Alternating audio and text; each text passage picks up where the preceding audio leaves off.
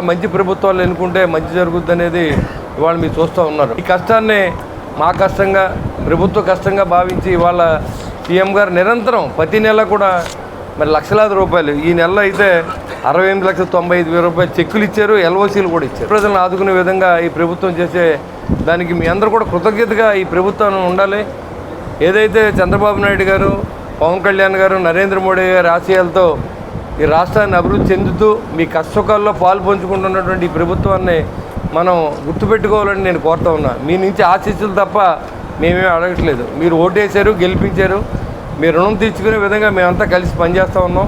అదేవిధంగా మీరు ఇది మర్చిపోకుండా ఇది ఖచ్చితంగా ఈ ప్రభుత్వం ఇంకో 15 సంవత్సరాలు ఉంటేనే కానీ రాష్ట్రం గడిచిన 5 సంవత్సరాల్లో ఏదైతే నష్టం జరిగిందో నష్టాన్ని పూడ్చుకునే విధంగా మనం రాబోయే రోజుల్లో కూటమి ప్రభుత్వాన్ని నెగ్గించడం కోసం ఈరోజు గెలిచిన వెంటనే మర్చిపోకుండా ఏదైతే కష్టాలున్న ప్రజలందరినీ ఆలోచించే విధంగా అంటే దాదాపుగా 175 కాన్స్టిట్యున్సీలో 1000 కోట్ల పైన సీఎం రిలీఫ్ ఫండ్ చెక్కులను ఇచ్చిన ఘనత కూటమి ప్రభుత్వం దక్కుద్దని కూడా నేను తెలియజేస్తూ ఉన్నా.